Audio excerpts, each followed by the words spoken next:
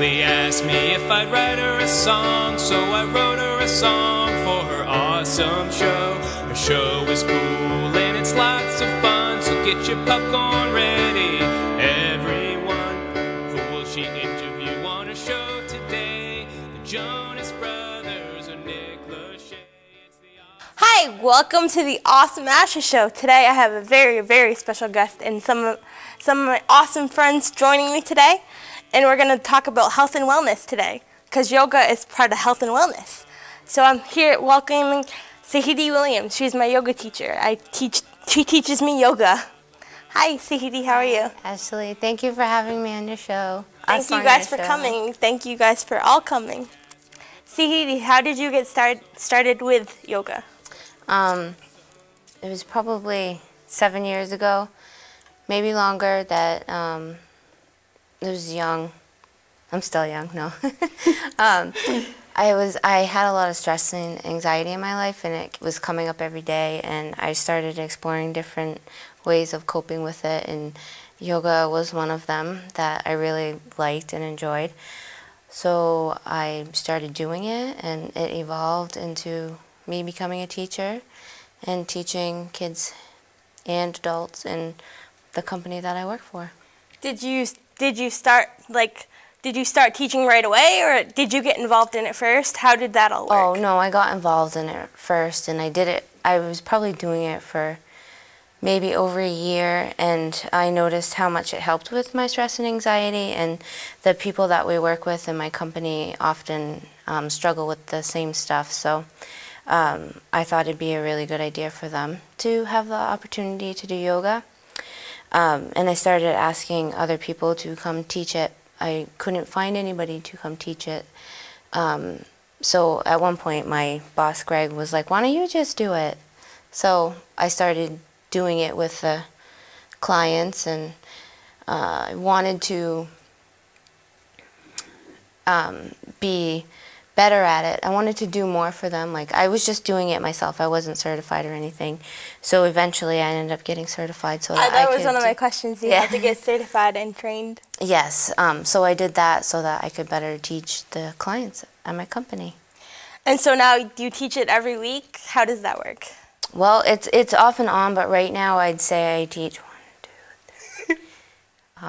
3 classes a week, sometimes 4. How do you think it helps your students after they do yoga?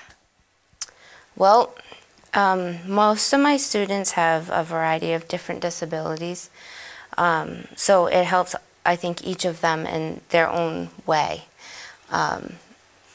For the most part, people tell me that they feel really calm and relaxed afterwards, and I notice it too when I have a room full of loud kids who can't sit still. Often at the end they'll all be on their mats, calm, not always quiet, but they can stay on their mats at the end and, you know, sit through Shavasana, which is a 8 to 10 minute relaxation. Now, is there different types of yoga people can take? There's a lot of different types of yoga. I was trained in Hatha yoga, and I basically do all the poses with the people I teach. So, and I also add in a lot of breathing exercises. Some yoga classes you go to can be all relaxing, and then there can be a vinyasa, and then it's just full of poses or just breathing. I try to add a little bit of each of them into the class that I teach. Yeah, for instance, I like the song that you start off before you do a yoga class, because you put all our names in it first and then you start the yoga class. I like how you open it up. Yeah, it's a good way to involve everyone. Yeah, it's a good way for everybody to kind of be present and come into the moment and open their lungs up and get breathing. It's very important to breathe during yoga, and a lot of the kids we work with need a lot of assistance in focusing on their breath. Can you name some of the different types of yoga? Hatha yoga, vinyasa yoga. I'm actually really not that familiar with all of the terms, but yeah, those are the 2 main ones. What is your favorite type of yoga that you teach? Well, I don't teach my favorite because it's really, you have to, it would be really hard for me with the different types of disabilities that can come in one class to teach it. But my favorite yoga is Vinyasa Yoga, where you basically flow through the poses throughout the whole class and you don't stop. But I teach Hatha Yoga because you really need to stop in the middle or at the end of each pose so that everybody can adjust and come into the next pose. And I also do chair yoga. Yes, chair yoga. When I sorry, I come didn't to your mention that class. one. So Bethany, what is your favorite part of doing yoga? How does it make your body feel after you do yoga? It makes it feel like that all the stress squeezed right out of me, and I feel so relieved. That's awesome. When did you start doing yoga? Well, I don't really remember exactly since I've been doing it for a long time now. It feels like I've done it forever. Awesome. Yeah. Courtney, how did you get involved in doing yoga? I got involved doing yoga by doing it with Sahidi and Lou. How do you feel after you do yoga? How does your body feel after you do yoga? I feel stress-free and relieved. And Lou, how did you get involved in doing yoga? Well, Bethany and I have been together for about starting 8 years in March. So if that dates Sahidi at all, it's almost been a decade that we've been involved in some of the yoga stuff that we do with our clients. And how does it, because I know sometimes you do yoga with your clients. How does your body feel after you do yoga? My body feels warm, open, relaxed, and stretched. Awesome. So that's really awesome that, it makes your body feel good and relaxed and stress-free. And how do you do chair yoga for people that don't do chair yoga? Well, when someone comes to the class and they have a disability that would be physically interfering in what they would need to do, I try to meet them where they are and then have them find the stretch in their own way, almost like when we sit on the floor, we put our legs out straight and reach for our toes. But in a chair, it's very simple. Instead of being on the floor, you just reach for your toes. Oftentimes, they can do tree in their chair, or they can stand up and put their hands on a chair to support them. So there's all kinds of different ways. You just got to be a little creative and I'm sure you gotta find what works for your students. Yep, some of my students who come, I have straps and I can pull them into the positions. Like downward dog, I strap them. I did that one. Yeah. I strap them and lift them up so that they can get the feeling of downward dog. And one of my students I was so proud of last week, I was always strapping him and pulling him up. And last week I said, okay, everybody, let's come into downward dog, and expecting him not to do it, and he just automatically did it. So that must make you feel awesome. Yeah, I feel awesome, and I'm so proud that they can do that. And a lot of people that come to the class don't have a lot of body awareness and don't understand different muscles or what to feel or how to feel, and he got it. That's awesome. Yeah. Now, when you teach yoga, do your students come back like regularly? Some students, Bethany and Courtney, have been coming for a very long time. Both of them, they always come to the classes that they can come to. So. And they are going to show us some yoga poses, right? Yes, they are. I've asked them to. Yeah. Are you ready to show us some? Yes, we are. Yeah. So we're gonna go through a simple sun salutation, and then tree pose, because that's everybody's favorite pose. Thought that'd be a good Bethany pose to show. Om. Courtney Om.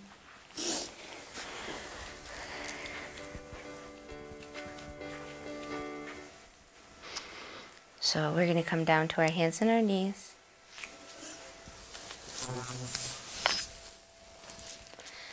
And we're gonna get ready to come into downward dog. We're gonna press our toes into the floor. Make sure our knees are back 3 inches from below our hips, and our knees And our hands are shoulder width apart.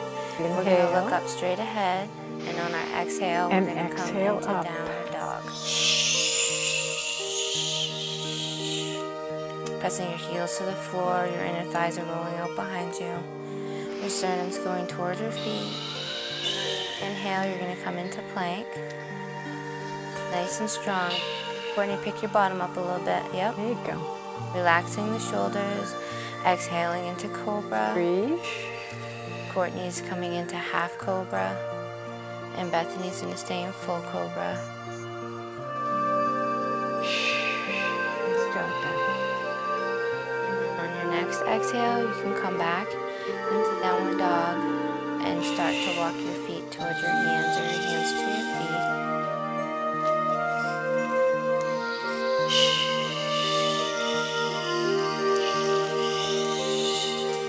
Then you're going to inhale your arms up to the sky, all the way up to the sky. Exhale your arms into prayer pose in front of you. And Courtney's going to grab her chair. I wanted to show you guys an example of, go ahead Courtney. There's all kinds of ways to modify your poses so that anyone can come into any yoga pose almost. And we're going to get ready to do tree pose. So go ahead and bring your weight to one side. Make that leg a nice strong grounded pillar. Imagine roots growing into the ground. Bring the opposite leg up. You can do it, Courtney. This is a great way to learn balance and strengthen your leg. As you can see, Courtney still has her toes on the ground to help her stay balanced and up in tree pose. Switch. Go ahead and switch sides when you're ready. Don't forget to breathe. Do you think people forget to breathe when they do yoga poses? Yeah, when I teach yoga, I'll make really loud breathing noises. I'll make it now, so I hope it doesn't make the microphone all fuzzy, but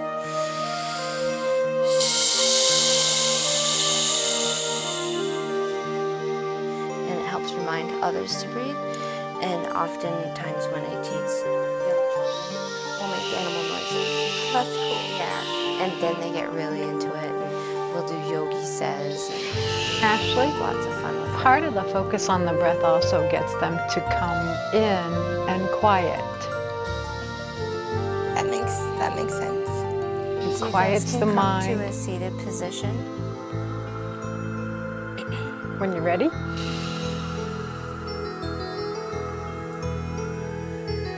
It's very important to breathe in yoga. Not only does it bring oxygen to parts of your body that might Need it while you're doing yoga. doing crane.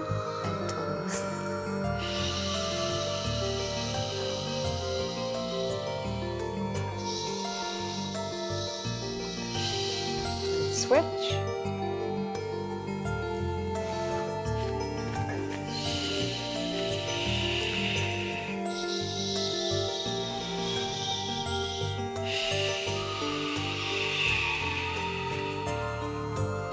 What was I saying? Oh, it's Sarah? very important to take nice long deep breaths so that the So they can oxygen gets focus. into your body, into the body parts that might not always get oxygen. It allows them to focus better and it quiets their mind, all the To chatter. mountain.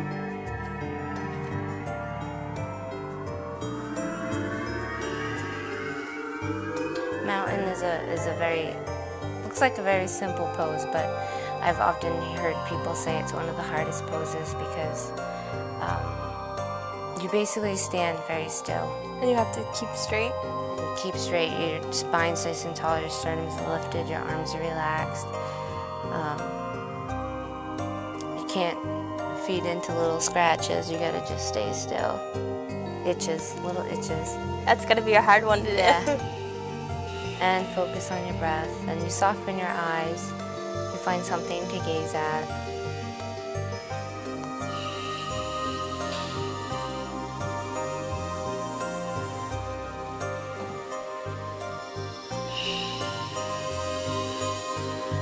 guys are ready, you can sit down.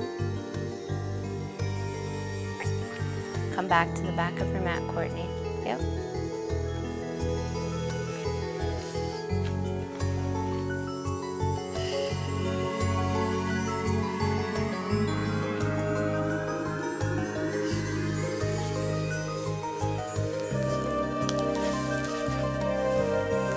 So right now they're just in a simple seated position.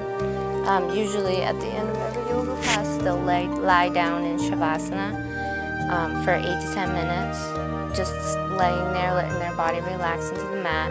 And when they're finished with that, I'll have them come up to a seated position of their choice so they can sit with their bodies and feel the difference. Like maybe they really stretched their legs today and and then they can sit and feel how loose their legs feel. We don't often do that every day, so it's nice. It's a nice feeling when you're able to do that. Namaste. Namaste. At the end of every yoga class, we say, bring our palms Namaste. together and say namaste. Namaste. Namaste. Namaste. Namaste.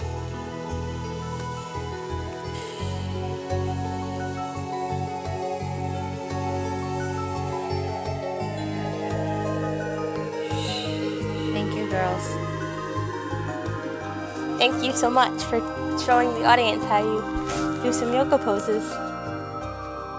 How does that make your body feel after you just did that? How did it make your body feel?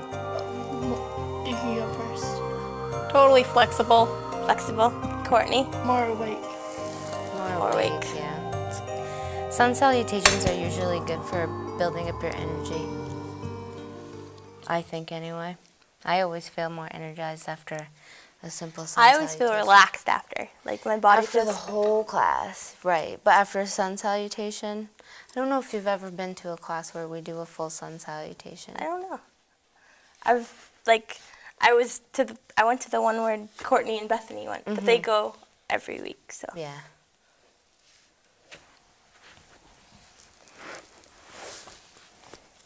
Well, thank you for showing us that thing. Yeah. You guys did a great job. Is that your Thank you. favorite? What is your favorite pose to do in yoga? The downward dog. The downward dog, Bethany. I like the tree pose. And Sahidi, what is your favorite pose to do? There's so many. That My you can favorite pick. pose is warrior, Warrior. which you didn't see today, but I feel like it makes people feel really strong and grounded, and it gives them a lot of strength. And I want to stress that you can do yoga in your chair too, no matter where you're sitting. You can do yoga in your chair. You can do, if you're not comfortable getting on the floor and on the mat, if you have wrist problems, you can do it on the wall. Yep. You can do it leaning on a table to help keep you upright. There's just so many different ways and creative ways that will allow you to do yoga And no matter do you what. come up with creative ways for each student? I do. Sometimes it takes me a little bit of time to kind of figure it out, but usually just a couple minutes and I can help them. Or if they come back to another class, I'll have thought of another way to get them into a different pose. And We often try different adaptations. When you ask somebody that can't do specifically the position that they're shown, sometimes we're able to make modifications that they are able to do what is a pose. That's an awesome way to do it so that way so everyone can get involved in yoga. Because I think everyone can do yoga. yes, they can. Sometimes I'll have students that can't respond to what I'm telling them to do, and if I'm able to do yoga with them one-on-one, I go with the flow and I'm able to actually put them into the poses depending on what position they're in. Like if they just want to lie on their back, Then you figure out a yoga I pose do all in the that back poses that I can think of and help them get into it. Or if they're always on their belly, we work with that too. So What is the best part for you for teaching yoga? I feel like I can bring something to the Bridges community that they might have not had the opportunity to experience. And that's where you teach classes, right? Yes, I teach